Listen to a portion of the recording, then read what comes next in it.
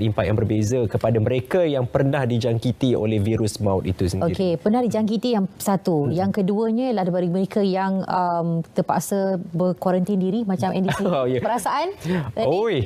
Sebab sebelum saya dikuarantinkan, sebab saya bertugas di Sabah selama 2 minggu, ke sana ke sini, tiba-tiba kita dikuarantin. Saya dikuarantin di rumah, jadi di rumah tu duduk dengan ibu bapa. Jadi walaupun dikuarantin di rumah, saya masih perlu kuarantin di dalam bilik. 4 hari yang pertama was a struggle lah, macam tak boleh. Tapi dah seminggu tu alhamdulillah slowly lah dapat. Alhamdulillah. Jadi kita bayangkan bagi mereka yang memang dah terkena positif COVID-19 dan ini kita nak berbicara pula dengan seseorang di talian pada waktu ini seperti mana kita buat-buatkan tadi. Kita bawakan di talian pada waktu ini Dr. Samsu Anbiar Ismail, bekas pesakit COVID-19 yang melalui pengalaman perit ini pada bulan April yang lalu.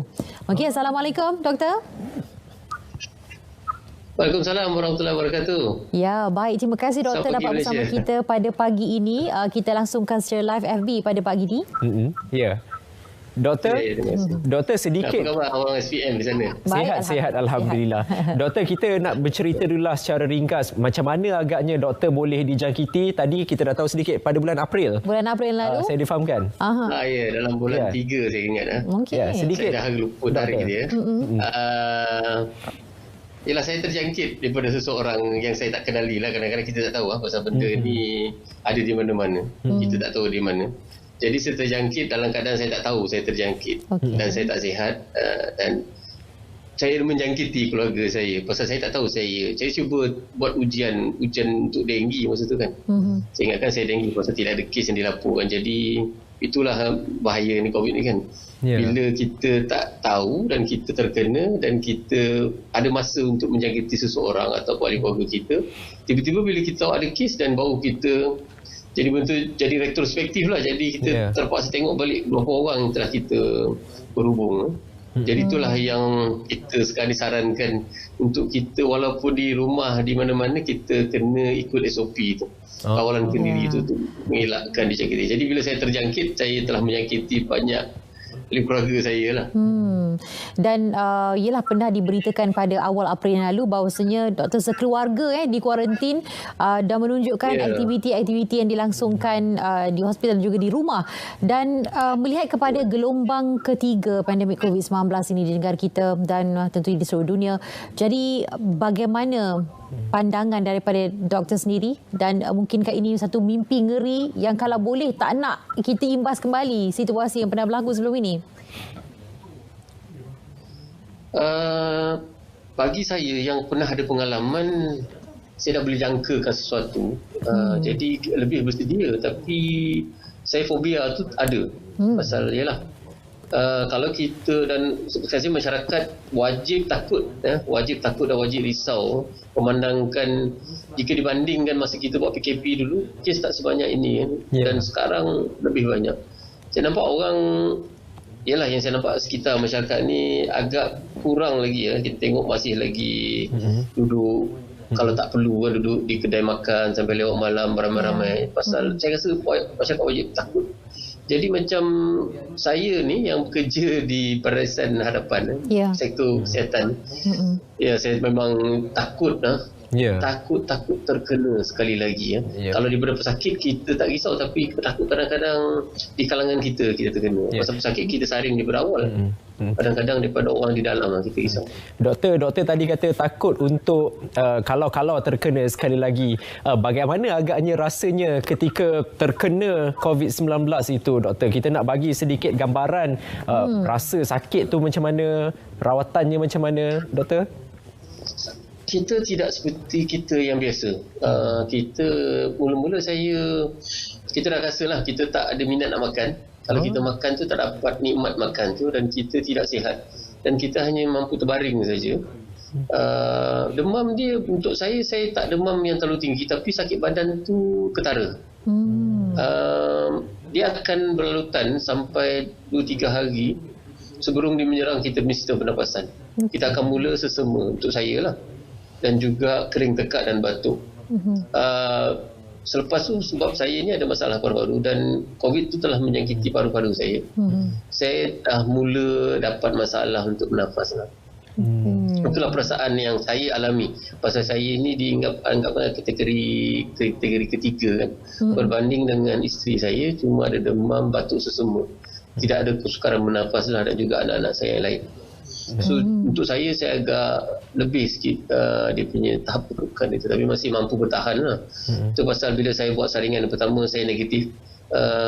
Saya tak nak buat saringan kedua kan, pasal saya takut saya terpaksa menyaring ahli keluarga saya takut semua kena. Maksudnya saya mampu bertahan lah, tapi di saat sebelum saya buat saringan kedua tu memang saya tak mampu bertahan lah. Saya dah mula lemas di daratan, orang kata saya lemas di luar air. Saya tengah susah nafas. Baik. Okey, jadi itu satu pengalaman yang cukup memberi pengajaran kepada doktor sendiri dan juga keluarga yang berada berdekatan dengan doktor tentunya, dan diharapkan apa yang doktor kongsikan tadi itu diambil penting oleh mereka yang sedang menonton Selamat Pagi Malaysia pada pagi ini, supaya mereka tak sambil lewa. Dan kita boleh, okeylah kalau kita sesama batuk sakit tekak tu kita rasa mungkin satu benda yang normal, biasa berlaku. Tapi bila dah sesak nafas tu, kita memang tak ingat lain doktor. Kita akan ingat macam inilah mungkin penghujungnya untuk kita. Betul tak doktor? Ya. Yalah, macam kita rasa kita selamkan muka dalam air, dan macam mana perasaan ni, macam mana? Tidak ada cara lain. Kita rasa macam helpless. Sesak nafas. Pembuluh kadang-kadang itu pasal kadang-kadang bantuan tu sampai, kadang-kadang kalau tak sampai akibat dia agak buruk. Bila kita kurang oksigen dalam badan, kita akan ada kesan-kesan yang lain. Okey, baik. Jadi doktor, mungkin saranan dan juga nasihat doktor lah kepada seluruh rakyat Malaysia yang sedang menonton kita pada pagi ini. Saranan saya daripada bekas pesakit COVID dan juga yang sama-sama bertungkus-lumus untuk melawan wabak ini, kita harus takut, betul-betul takut, tapi kita jangan sampai over sangat. Kawalan kendiri itu sangat penting.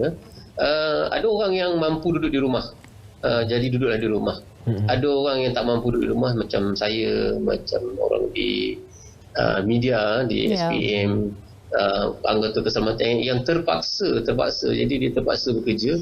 Jadi gunakanlah cara untuk mengelakkan kita dari JKT dengan cara kita memakai topeng, membasuh tangan, jangan dengan duduk dalam keadaan yang rapat. Sekarang kes kita harian dalam 600, walaupun ialah banyak kes tu di dalam tahanan, tapi ialah dia punya merebak dia tu agak cepat, jadi kita tak nampak musuh kita ni. Apa yang kita boleh buat ialah kita jaga diri kita, elakkan kita dijangkiti daripada, kita tahu ruang pernafasan kita ni, tangan kita jangan selalu sentuh hidung, mulut, basuh dulu kan.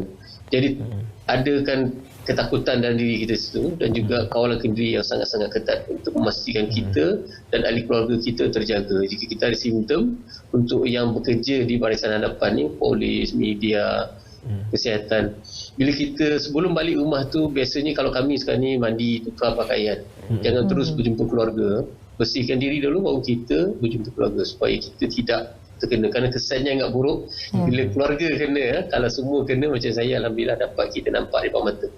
Kalau separuh-separuh kena, tu memang untuk saya sebagai keluarga agak satu musibah bagi saya lah, bila kita terpecah dalam keadaan kita dijangkiti penyakit yang berjangkit. Ya, baik. Baik, terima kasih doktor. Doktor masih bertugas di Jabatan Kecemasan dan Trauma Hospital Teluk Intan? Sedang kerja. Okay. Oh, tengah kerja. Selamat bertugas. Selamat bertugas. Terima kasih untuk masa je bersama kami. Kekal sihat selalu, doktor.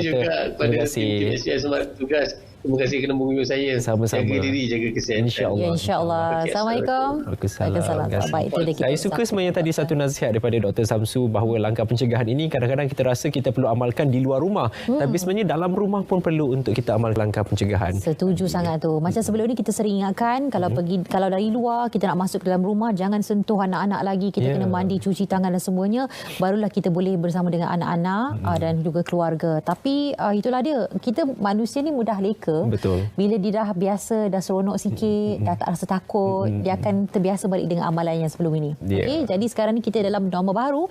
Jadi kita kena pastikan kita sentiasa patuh SOP di tahap yang tinggi, dan takut tu kena ada. Kita umpama macam kita tadi kata, letak dalam air. Dalam air, macam itulah rasanya. Itu berapa untuk bagi kesedaran kepada anda macam mana agaknya bila anda dijangkiti COVID-19, sebab ni sesuatu penyakit ataupun virus yang baru. Orang tak tahu macam mana agaknya simptomnya, sukarnya, dan pun dikongsikan. Kita kita tak nak na'udzubillah min zalik, mohon dijauhkan daripada penyakit tersebut. Jadi untuk mengelak kita perlu amalkan langkah pencegahan, insya-Allah. Ya, baik, insya-Allah. Baik, dan kita nak berehat seketika dan kita akan kembali lagi selepas ini untuk perkongsian lagi yang lain-lain tentunya dalam Selamat Pagi Malaysia, terutama sekali juga kita nak bercakap tentang derma darah. Ya, derma darah sangat penting. Tadi kami dah kongsikan di awal. Selepas buat Dr. Samsu Anbia. Bagi doktor, keperitan dijangkiti wabak itu sukar digambarkan dan masih menjadi igawan geri dalam hidupnya. Dan saya tak lalu makan sehingga berat badan turun sebanyak 9 kg. Malah bau makan je membuatkan saya rasa loyak. Dan untuk mendapatkan gambaran sebenar bagaimana keperitan yang dilalui dan nasihat penting beliau, bersama dengan Dr. Samsu Anbia Ismail, bekas pesakit COVID-19 di talian, untuk berkongsi pengalaman barangkali sebagai iktibar untuk kita bersama. Assalamualaikum doktor. Waalaikumsalam warahmatullahi wabarakatuh. Baik, doktor berada di mana sekarang ini? Sedang bekerja di hospital Sulaiman. Ya, apabila membaca sejarah rentetan kisah doktor sendiri, ada banyak perkara yang saya rasa ingin diluahkan kepada masyarakat. Kerana sebelum itu saya ingin dapatkan gambaran bagaimana peringkat awal penerimaan doktor ketika disahkan positif. Silakan doktor. Yalah, pastilah. Ya. Siapa pun yang kena, pasti peringkat awal tu tidak boleh menerima kenyataan bercelaru, sangat risau, terutama kesihatan diri dan juga kesihatan keluarga lah. Pasal kita tahu kes-kes ni berjangkit kan, dan kita tak nampak kuman virus ni. Jadi tentu saya agak risau tentang diri saya dan juga keluarga dan juga masyarakat sekitar. Okay. Jadi doktor, sebagai seorang frontliners, petugas Barisan Harapan, pastinya setiap hari doktor berdepan dengan pesakit yang disahkan positif COVID-19 dan ketika pernah tak doktor terlintas di fikiran doktor sendiri bahawa doktor sebagai petugas Barisan Harapan yang merawat pesakit, doktor sendiri yang akan terkena jangkitan COVID-19 dan bagaimana reaksi dan penerimaan rakan sekerja dan keluarga? Jadi semua pun ada kemungkinan, ada risiko dijangkiti. Pasal kita tak nampak dan kita tahu mungkin kita akan terkena di mana-mana. Jadi bila terutama yang berisiko orang yang tak mampu menduduk di rumah. Macam saranan kementerian ialah kita duduk di rumah. Tapi ada orang yang tak mampu duduk di rumah kerana tanggungjawab kerjaya. Terutama saya, polis, askar semua. Jadi bila kita terpaksa keluar, jadi kita terpaksa berhati-hati. Tapi bila terkena juga, pastilah ada kesan fobia atau ketakutan di kalangan kawan-kawan kan bila ada yang terkena kan. Dan mungkin kita akan dapat penyebaran sesama kita. Tapi apa akan daya kita terpaksa juga kerana demi tanggungjawab dan tugas. Kita terpaksa terima. Itu ialah saya rasa part of the job spec lah. Memang kita dah dalam bidang ni. Nak tak nak kita berdepan risiko dijangkiti, tapi apa kita yang penting ialah bagaimana kita menjaga diri kita dulu. Biasa dalam semua rawatan, first is danger. Maksud danger kepada diri kita dan juga danger kepada pesakit. Setiap kali saya merawat, kita mesti ingat diri kita dulu. Kita kena jaga kita punya keselamatan kita. Ya, perjuangan yang cukup hebat menjadi bualan masyarakat sebab ini melibatkan keluarga dan doktor sendiri berdepan situasi yang ialah menyerang sistem pernafasan ketika itu. Jadi macam mana memberikan minda yang positif ketika itu? Sebab doktor seorang pengamal perubatan, ahli keluarga pada masa yang sama juga berjuang. Jadi macam mana mendapatkan kekuatan untuk kekal dalam set minda yang sangat baik, positif supaya memberikan aura juga kepada keluarga yang ketika itu dalam tempoh kuarantin, doktor? Peringkat awal saya diambil dahulu. Ya. Jadi pasti keluarga saya memang sangat tertekan masa tu. Sangat beremosi dan tertekan kerana saya diambil dahulu. Lepas baru mereka disaring. Jadi bila mereka saya meninggalkan mereka, perasaan tak dapat digambarkan. Semua orang dalam keadaan tertekan. Saya tertekan dan keluarga saya tertekan. Adakah saya akan bertemu sekali lagi. Tapi Alhamdulillah. Bukanlah Alhamdulillah saya dapat penyakit beramai-ramai. Tapi rahmat di sebaliknya tu, kami dapat bersatu semula sebagai sebuah keluarga di satu tempat. Jadi saya rasa separuh daripada masalah saya itu selesai dan itu dah memberikan kekuatan. Bila saya melihat anak saya, di depan mata memberi kekuatan walaupun saya tak apa sihat dan anak saya pun tak apa sihat masa tu. Lama-kelamaan bila kita dah berjaya melawan peringkat awal penyakit tu, bila ada sedikit kekuatan, saya nampak yang memberi saya aura ialah anak-anak saya. Bila anak-anak saya mula ceria, cuba menghiburkan, memberi mesej positif pada saya dan isteri. Saya dapat semangat, satu semangat. Dan tiba-tiba pula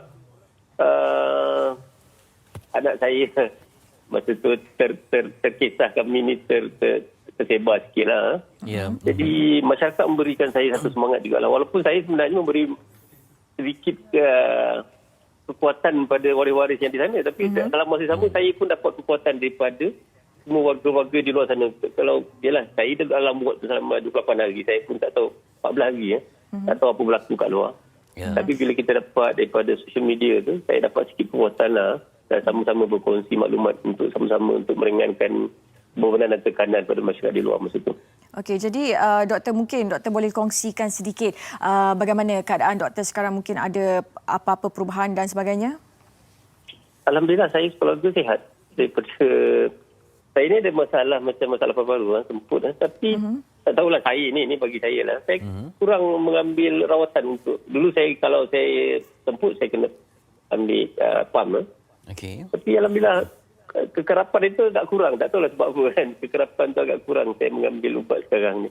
Dan saya alhamdulillah sihat, mampu beriadah, mampu melakukan aktiviti fizikal. Alhamdulillah. Ya, doktor, mungkin ada juga yang bertanya dari segi tadi doktor sebutkan tentang kurang mengambil ubat. Mungkin kerana self healing ataupun meningkatkan tahap imunisasi, buat apa yang perlu untuk ketahanan tubuh badan, doktor? Ya. Saya tak dapat nak jelaskan secara saintifik lah. Apa yang saya jelaskan daripada pengalaman saya sendirilah. Okey. Kalau dulu saya macam seminggu tu saya kena ambil rescue treatment lah. Maksudnya saya ni macam, lepas tu kita kena ambil hari-hari kan. Tapi saya tak ambil hari-hari. Bila saya semput saya ambil rescue treatment dari bentuk pump tu lah. Dulu macam seminggu 3-4 kali. Kalau saya nak jogging saya kena pump. Sekarang ni agak kurang. Kalau betul-betul saya dapat flu baru saya akan sedikit semput lah. Saya tak tahu sebab di balik tu lah. Saya tak boleh nak komen. Ya, tapi saya gembira membaca satu artikel yang menulis bahawa doktor mengulas tentang nikmatnya sihat itu ya. Dan dapat kembali bekerja lah, satu rahmat yang cukup besar dapat kembali berkhidmat kepada masyarakat di hospital, doktor. Ya. Yalah di hari Jumaat ni kan. Terkira kan. Ya. Yalah bila kita kadang-kadang kita benda yang biasa kita tak nampak kan. Benda yang biasa bagi saya lah, kadang-kadang analogi saya simple kan. Dulu saya ada side mirror kereta contoh kan. Side mirror tu saya tak pernah ambil pertama kisah kan. Sekali orang langgar side mirror tu saya cabut. Side mirror tu saya sangat penting bagi saya untuk saya memandu. Jadi macam tu lah saya punya analogi. Kadang-kadang kita ni sihat lama, kita macam buat tak tahu kan. Ya. Jadi kita tak ambil berat. Tapi bila kita kehilangan atau sakit tu, yalah bagi kita berserahlah. Itu mungkin Allah nak bagi kita pengajaran peringatan untuk supaya kita lebih takwa pada dia lah. Jadi hargailah nikmat kesihatan tu begitu. Baik. Terima kasih doktor perkongsian yang cukup penting kepada semua dan doktor berkali mengingatkan bahawa pentingnya kawalan kendiri, sentiasa berhati-hati, duduk rumah kalau tiada sebarang keperluan. Betul. Dan doktor yang pernah diuji sekeluarga, namun mereka ni tabah kuat. Yang paling penting ternampak keakraban keluarga itu menyerlah ada rahmat di sebaliknya, di sebalik ujian itu. Betul, kerana kita tahu wabak COVID-19 ini menyerang tidak kira siapa, tidak kenal pangkat, rupa, bangsa ataupun agama. They say you're too hyped up, but I think that I lost you. Mama party.